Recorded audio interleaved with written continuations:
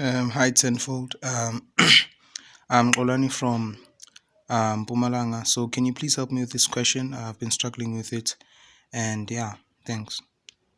So let's check out this question. It says, a circle touches the x-axis at A and has its center C on the line y equals 2x. The circle passes through the point B at -1 and 2. Okay, so our diagram is a little bit off. This circle needs to be touching the axis there, remember, at A. Okay, and it says it has its center on this line, y equals 2x. First it says determine the coordinates of the center of the circle, C. Okay, so how do we even start this? Well, firstly, we need to make sure that we understand what it means to have the center on the line y equals 2x.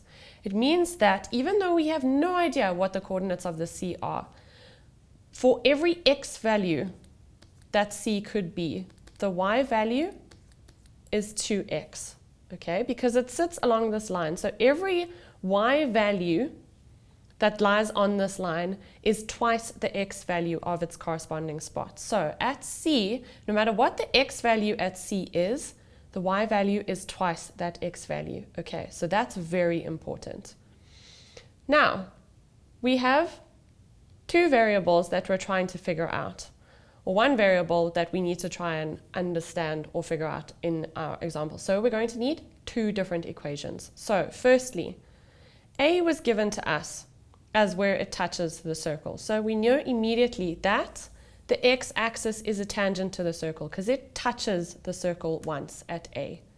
And what do we know about the line from the center to the point of tangency? We know that it's perpendicular.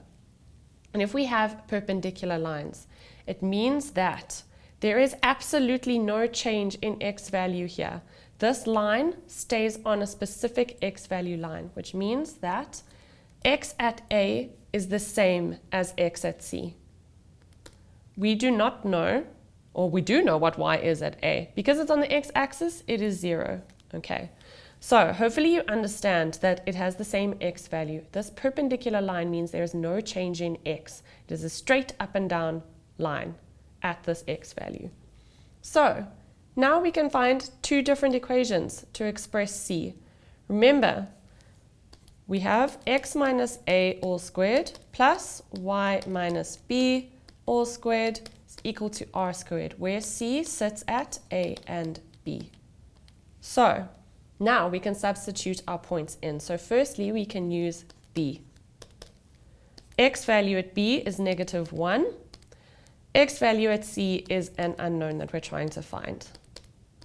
The y value at B is 2, and the y value at C is 2x all squared. And we don't know what the radius is at this point. So let's expand this out. We're going to get -1 squared is 1. -1 multiplied by -x is just x, and we double that, so we get 2x. And -x squared is +x squared. Okay. Plus 2 squared is 4. Minus 2x multiplied by 2 is -4x, and we double it, remember? You double the product of these two, so we get -8x, and -2x all squared is +4x squared, and that is still equal to r squared. So now we can simplify this equation. Let's do the squareds first. So x squared plus 4x squared is 5x squared. 2x minus 8x is -6x, and 1 plus 4 is 5. And that is going to be our first equation that we can use. Okay. Now we can use the point at A. Remember, we said that A sits at x and 0. So x at A minus x at C means that there is no vertical change. Okay. Plus the y value at A is 0, minus the y value at C, which is 2x all squared, is also equal to r squared, because both of these points lie on the circle. So if we expand this out, we're going to get 0 all squared, which is 0, plus -2x all squared is 4x squared, is equal to r squared. And that is our second equation. Now, you can see we have two equations in terms of r squared. Okay? The moment you have one left-hand side equal to the same right-hand side in another equation, it means that both of the left-hand sides are equal. Therefore, we know that that side is equal to that side. So, we get 5x squared minus 6x plus 5 is equal to 4x squared. Now, if we get it into standard form so we can factorize, subtract 4x squared from both sides and we get x squared minus 6x plus 5 is equal to 0. And if you don't feel comfortable doing your factor brackets, you can use a quadratic equation, but this one's quite easy. It's x minus 5, x minus 1 is equal to 0. And so x is equal to 5 or x is equal to 1. Now, this is where your diagram comes into play. We said that x is equal to 5 or x is equal to 1. Okay, so now if I look at my diagram, this distance here is 1 unit because from 0 at the y-axis to b at -1 is 1 unit. And this looks like almost exactly the same distance. So it would make sense that c sits at +1.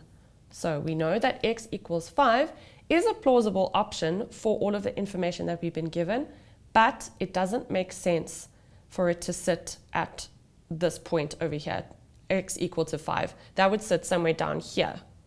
Okay, so we know that the x value at c is 1, and whatever x value is at c, y is twice that. So we know c sits at 1 and 2. Okay, so now we can fill that in here.